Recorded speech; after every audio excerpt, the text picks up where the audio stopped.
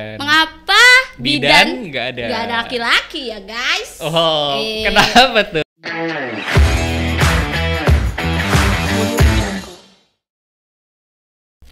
Welcome di PMH episode berapa nih? Gue 4. Ya gue nggak tahu ya, tergantung karena ada episode yang mandek ya kemarin di editor. Antara 3 dan 4 ya. Ya ada antara 3 dan 4 dan sekarang kita kedatangan siapa, Mon? Sendiri ya. Iya, jadi mungkin teman-teman belum tahu kan, lo belum pertama kali muncul kan di sini kan? Iya sih ya. Coba kenalin diri lu dulu dong yang cantik. Hai guys, nama gue Monica. Wih, Monica.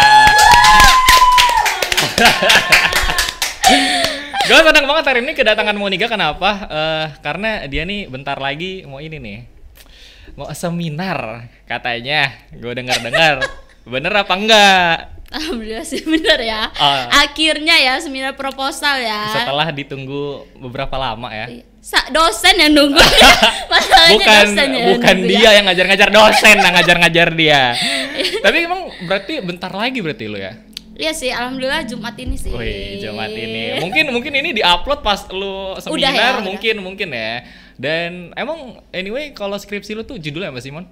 Judulnya itu Penegakan Hukum Diskriminasi Gender dalam pasal 4 dalam pasal undang-undang. Coba diulang pelan-pelan. Sorry. Pelan-pelan diundang. Judulnya itu Penegakan Hukum Diskriminasi Gender dalam Undang-Undang Nomor 4 Tahun 2019 tentang kebidanan. Oh, tentang kebidanan. Emang apa tuh permasalahan yang ada di situ tuh apa emang, Mon? Kalau gue telaah ya. Wih, keren banget bahasa lu, Mon. Di undang-undang itu tuh terdapat kayak berpotensi diskriminasi gitu loh. Terhadap siapa yang didiskriminasi di sini? Lebih tepatnya ke kaum laki-laki ya. Oh, ya. Alah, gue sebenarnya nggak bisa nih ngobrol serius sama dia. Aneh banget. Cuman berarti ternyata ada ya diskriminasi terhadap laki-laki di dalam undang-undang itu ya? Iya. Dalam hal apa emang? Maksud gue kan mungkin banyak yang belum ngerti ya. Ini kenapa laki-laki didiskriminasi? Kenapa? Maksudnya dalam hal apa didiskriminasinya? Ya karena di undang-undang itu menyatakan kalau bidan itu adalah seorang perempuan ya. Perempuan yang udah lulus pendidikan kebidanan gitu. Lo sebelumnya tahu nggak sih kalau misalnya selama ini tuh nggak ada loh bidan laki-laki. Tapi setelah gue pikir-pikir, emang iya ya, semuanya perempuan ya bidan ya. Cuman berarti ternyata undang-undang itu membatasi pengertian bidan berarti ya. Iya. Oh, oke menarik nih, ke salah satu contoh skripsi yang apa ya? Nggak orang duga-duga ternyata kepikiran gitu loh di kepalanya Monica. Enggak sih, keren. Cuman emang latar belakang lu mau ngambil judul ini kenapa emang, Mon? Karena menarik ya menurut gua, karena selama ini kita biasanya dengar diskriminasi itu terhadap perempuan gitu ya. Yang selama ini kan orang tau-taunya kayak diskriminasi terhadap perempuan aja gitu ya. Iya. Selama ini kita dengar kayaknya ayolah kesetaraan gender terhadap perempuan gitu ya. Jadi kayak ternyata ada loh yang berpotensi diskriminasi terhadap kaum laki-laki gitu.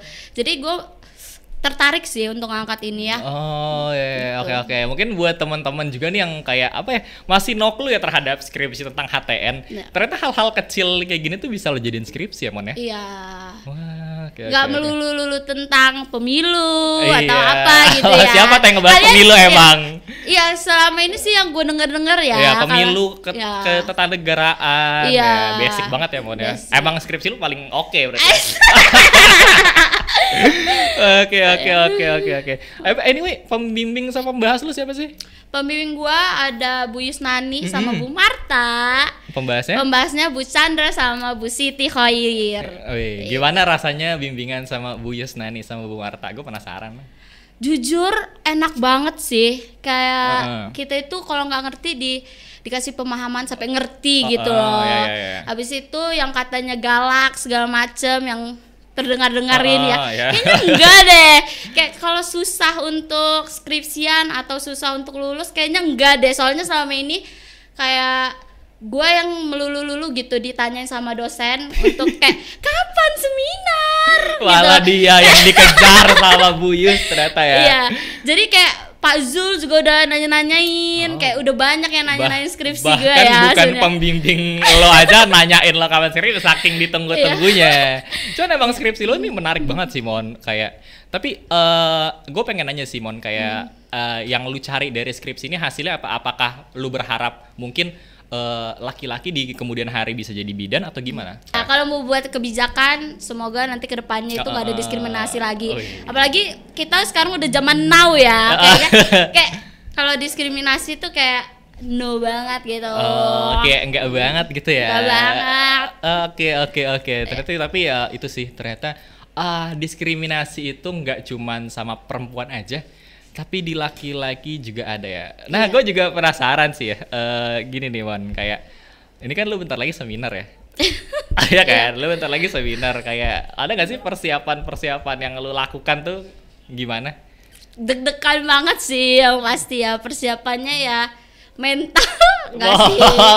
Kayak persiapannya sebenarnya ke umum aja ya, kayak ya belajar nyiapin PPT gitu-gitu aja sih ya, kayak mendalami lagi apa sih sebenarnya yang gue teliti gitu, supaya kalau ditanya kan kita nggak ngango gitu ya istilahnya. Gitu sih persiapannya, paling itu aja, biasa aja, umum sih kalau menurut gue, seperti yang lain juga sih. Oke. Ini sekali lagi gue bilang ya, buka pandangan baru ini buat teman-teman mungkin yang kayak bingung kayak skripsi HTN tuh ngapain aja, dan ini juga suara motor lewat. Ada ya tantangan podcast sama dia ini banyak bener. Cuman ini ya kayaknya tadi intinya harapan lu udah nggak ada diskriminasi lagi sama gak hanya laki-laki aja, perempuan juga ya. Intinya semoga semua tuh punya kesempatan yang sama. Tapi kalau nggak salah di luar negeri itu bidan ada yang laki-laki ya? Ada di luar negeri ada bidan laki-laki. Makanya kayak kenapa di Indonesia enggak ya? Nah itu yang gue teliti itu ya. Gue mencari tahu kenapa sih asal muasalnya, kayak kenapa sebenarnya bidan ini di Indonesia itu nggak boleh laki-laki, itu kenapa? Gitu. Itu sih yang gue teliti ya. Sama penegakan hukumnya itu gimana gitu. Oh lu tapi ini nggak sih keturun ke lapangan nggak nanti? Iya, gue penelitian gue normatif empiris ya, hukum normatif empiris. Jadi gue nanti pastinya turun ke lapangan ya.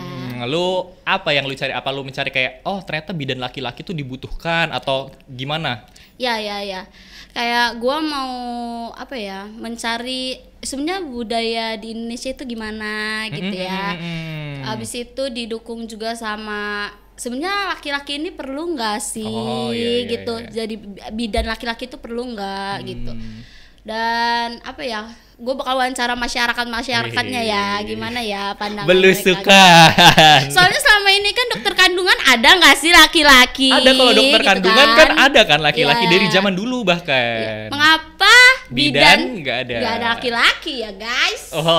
Kenapa tuh? Cuman mungkin ya itu juga tadi kata lu ya, budayanya juga ya mungkin mempengaruhi kenapa bidan di Indonesia tuh cuman perempuan aja. Karena awalnya dari dukun beranak ya. Iya. Akhirnya jadi ke bidan. Dah kayaknya itu aja ya, cukup podcast sama Monik, dan hari ini fun banget ya, nggak terlalu serius banget. Dan karena baterainya juga udah mau habis ya. Sampai jumpa di episode selanjutnya. Bye bye.